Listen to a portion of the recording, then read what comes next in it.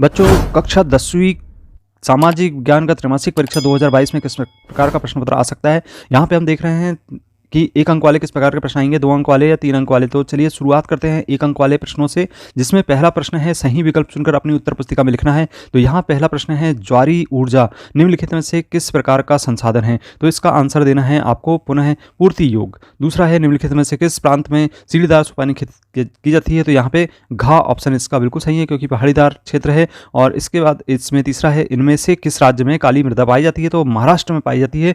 और इसके बाद चौथा है कि सार्वजनिक और निजी क्षेत्र किस आधार पर विभाजित है। तो इसका आंसर आपको लिखना है उद्यमों का स्वामित्व। और इसके बाद पांचवा प्रश्न जैसा कि देख रहे हैं भारतीय सिंह का प्राकृतिक आवास आरक्षित क्षेत्र है। तो यहाँ पे आप लिख सकते हैं इसका का ऑप्शन गुजरात का गिर क्षेत्र। और भारत में शक्तियों का बंटवारा किया गया। तो यहाँ पे आप इसका आंसर देंगे संविधान द्वारा। तो इस तरीके से ये 1 अंक वाले विकल्प थे। इसके बाद दूसरा प्रश्न है रिक्त स्थानों की पूर्ति करना है। तो इसमें पहला प्रश्न है सेवा क्षेत्र में रोजगार में उत्पादन के समान अनुपात में वृद्धि। तो यहाँ पे आपको लिखना है नहीं हुई, नहीं हुई। इसके बाद दूसरा प्रश्न है खालिस्तान क्षेत्र के श्रमिक वस्तुओं का उत्पादन नहीं करते हैं। तो यहाँ पे आप लिखेंगे तृतीयक। तृतीयक 3 क्षेत्र होते हैं, तो इसमें तृतीयक क्षेत्र। शोर नापने की इकाई को हम कहते हैं डेसिबल। डेसिबल से शोर मापा जाता है। और श्रीलंका में खालिस्तान भाषा बहुसंख्यक हैं। तो यहाँ पे आप लिखते हैं सिंहला। सिंहला भाषा वहाँ पे प्रचलित है। इसके बाद पांचवा है नेपोलियन बोनापार्ट खालिस्तान के युद्ध में पराजित हुआ था। तो यहाँ पे आप लिखेंगे उल्म, या इसको आप लिख सकते हैं वाटरलू। छठवां प्रश्न है जिसमें आपको प्रश्न दिया गया है भारत में साक्षरता का प्रतिशत सबसे अधिक किस राज्य में है। तो यहाँ पे आपको इसका आंसर लिखना है केरल में सबसे अधिक साक्षरता है। प्रश्न क्रमांक 3 आपको एक शब्द और एक वाक्य में उत्तर लिखना है। तो पहला प्रश्न है 1789 की क्रांति के समय फ्रांस का राजा कौन था। तो यहाँ पे आपको लिखना है लुई 16वां। कैसे लुई 16वां यहाँ पे प्रथम राजा थे। दूसरा प्रश्न है चौरी चौरा हत्याकांड कब हुआ था। तो यहाँ पे आप लिखेंगे 4 फरवरी सन 1922 में हुआ था। इसके बाद आप देख रहे हैं भारत में कौन सी शासन प्रणाली है। तो यहाँ पे आपको शासन प्रणाली आपकी दिखती है भारत में संसदीय शासन प्रणाली। संसदीय शासन प्रणाली। इसके बाद आप देख रहे हैं चौथा प्रश्न पर्यावरण में अवांछनीय घटकों को शामिल होना। इसका शामिल होना यहाँ पे कहलाता है पर्यावरण प्रदूषण। यहाँ पे आप लिखेंगे पर्यावरण प्रदूषण। चौथे का आंसर लिखना है आपको। इसके बाद पांचवा है ऐसे वन जो ऋतु विशेष में पत्ते गिरा देते हैं। तो इसका आंसर लिखेंगे पतझड़ी वृक्ष। पतझड़ वन या पतझड़ी वन। इसके बाद अगला प्रश्न है देश के बांधों को किसने भारत का मंदिर कहा है। तो यहाँ पे आप लिखेंगे पंडित जवाहरलाल नेहरू ने कहा है। जवाहरलाल नेहरू ने कहा है। अगला प्रश्न जैसे कि हम देख रहे हैं अर्थव्यवस्था को कितने क्षेत्रों में बांटा गया है। तो यहाँ पे आपको 3 क्षेत्रों में लिखना है। और इनके नाम क्रम से आपको प्राथमिक, और दूसरा लिखेंगे आप द्वितीयक, और तीसरा लिखेंगे आप तृतीयक। तो इस तरीके से इसको 3 क्षेत्रों में बांटा गया है। इसके बाद आप देख रहे हैं यहाँ पे चौथा प्रश्न है सही जोड़ी बनाना है। तो सही जोड़ी में आपको 2 सूची दी गई हैं, और यहाँ पे आपको थोड़ा सा सही जोड़ी बड़ी है, इसलिए ध्यानपूर्वक इसमें लगाना है इसके आंसर। तो चलिए शुरुआत करते हैं। पहले का ऑप्शन क्या होगा। तो पहला जो ऑप्शन है इसमें आपको बी के साथ नारीवादी के साथ लगा देना है। और दूसरे में धर्म को समुदाय का प्रमुख आधार मानने वाला व्यक्ति। तो यहाँ पे आपको लिखना है दूसरे का ए सांप्रदायिक।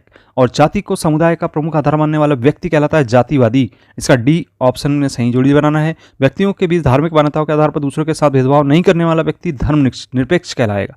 इसके बाद इसमें हम देख रहे हैं पांचवा असिंचित भूमि। तो यहाँ पे आप लगाएंगे सरकार द्वारा। और फसलों का कम मूल्य, तो ये सरकारी विपणन इसके साथ संबंध बनाएंगे। और कर्ज भार, इसमें कम ब्याज पर बैंकों द्वारा साख उपलब्ध कराना। तो ये आपकी सही जोड़ी थी। इसके बाद यहाँ पे आप देख रहे हैं सत्य एवं असत्य कथन की पहचान करना है। तो पहला प्रश्न जैसा कि दिख रहा है लोकतंत्र हमेशा सामाजिक ज्ञान विभाजन के आधार पर समाज का विघटन करता है। तो यह कथन बिल्कुल असत्य होगा। इसके बाद दूसरा प्रश्न है कि जीडीपी के मदों में वर्ष 2003 में तृतीय क्षेत्र की हिस्सेदारी 50% से 60% के बीच थी।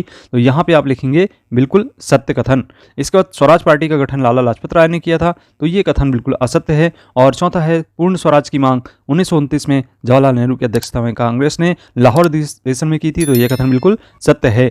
और पांचवा है कांग्रेस की स्थापना महात्मा गांधी ने की थी। तो यह कथन बिल्कुल असत्य है। इसके बाद अंतिम है बिना किसी पारिश्रमिक मेहनताना के किसी के काम करवाना बेकार कहलाता है, तो यह कथन बिल्कुल सत्य है। इस तरीके से ये आपके 1 अंक वाले प्रश्न थे। और इसके बाद 6वें प्रश्न में आप देख रहे हैं यहाँ पे कि किस प्रकार के प्रश्न पूछे गए हैं। आप इनको याद जरूर करें। कल्पनादर्श से क्या तात्पर्य है? रूढ़िवादी पारंपरिक संस्थाओं को बनाए रखने में पक्ष में थे।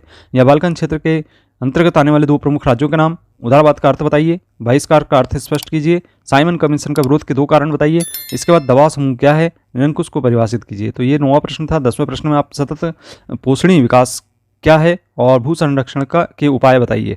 और 11वें में प्रति व्यक्ति आय किसे कहते हैं और राष्ट्रीय आय क्या है। बहुत महत्वपूर्ण प्रश्न है, इनको जरूर याद कर लें। इसके बाद अगला प्रश्न है यहाँ पे प्रश्न या गुप्त बेरोजगारी से क्या आशय है और द्वितीय क्षेत्र तृतीय क्षेत्र से किसे कहते हैं, ये इसका आंसर आपको देना है। जैव विविधता पर इसमें मानव जीवन के लिए महत्वपूर्ण क्यों है, इसके आपको आंसर देना है। जल दुर्लभता क्या है, इसका प्रमुख कारण। तो बहुत महत्वपूर्ण प्रश्न है, आप इनके आंसर जरूर याद करें। इनके भी जो आंसर हैं हम अगले वीडियो में आपको प्रोवाइड करा देंगे। आज सहयोग आंदोलन का अर्थव्यवस्था पर क्या असर पड़ा, या जलियांवाला बाग हत्याकांड पर अखबार के लिए रिपोर्ट लिखिए। इसके बाद आपको 15 प्रश्न यहाँ पे इस तरीके से आप देख सकते हैं, ये प्रश्न पूछे गए हैं। और 16वें में गांधी जी ने असहयोग आंदोलन को वापस लेने का फैसला क्यों किया था, या भारत के लोग रोलेट एक्ट के विरोध में क्यों थे। यहाँ पे आप देख सकते हैं कि जन आंदोलन क्यों हुआ था बोलीविया में, और यहाँ पे जन आंदोलन सरकारी नीतियों को किस प्रकार प्रभावित करता है, ये इसके आंसर आपको कोई 3 बिंदु में देना है। 3 अंक वाले प्रश्नों में है ये। और ये बहुत महत्वपूर्ण प्रश्न है जिसमें आप देख रहे हैं बांगर और खादर भूमि में अंतर स्पष्ट करो, और भारत में जल के प्रमुख स्रोत कौन कौन से इसके बारे में आपको लिखना है। तो इस प्रकार से एक और महत्वपूर्ण प्रश्न यहाँ पे धारणीता का विषय विकास के लिए क्यों महत्वपूर्ण है, या राष्ट्रीय बेरोजगारी 2005 अधिनियम के 3 प्रावधान लिखना है। और यहाँ पे आप देख रहे हैं कि ये अगले प्रश्न हैं जिनको कि आपको इनका आंसर याद कर लेना है, और बिल्कुल यही प्रश्न आपकी परीक्षा में पूछे जाने की संभावना है, ये आप देख सकते हैं।